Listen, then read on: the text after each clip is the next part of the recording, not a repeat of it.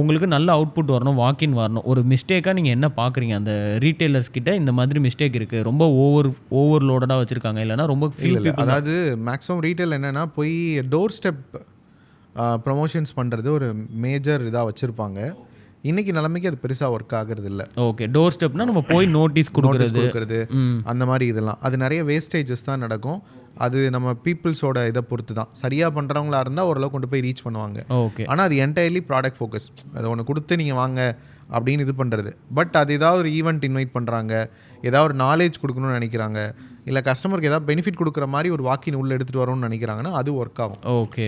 Just ஏதாவது product விக்கணும், ஒரு offer discount ப்ரமோஷனை கொண்டு போய் டோர் ஸ்டெப் குடுக்கணுன்றதெல்லாம் இன்னைக்கு பெருசா ஒர்க் ஆகுறதில்ல. ஓகே.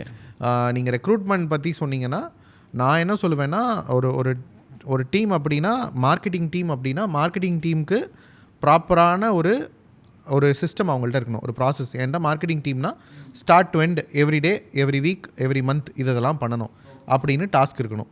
அந்த டாஸ்க்கை ட்ராக் பண்ணுறதுக்கு அவங்கள்ட்ட சிஸ்டம் இருக்கணும். ஓகே. கரெக்டுங்களா? அவங்களுக்கு வந்து கோல் பேஸ்டாக நீங்கள் எவ்வளோ பேரை ரீச் பண்ணணும், எவ்வளோ வந்து நீங்கள் ரீச் பண்ணால் அவங்களுக்கு என்ன பெனிஃபிட் கிடைக்குங்கிறத புரிய வைக்கணும்.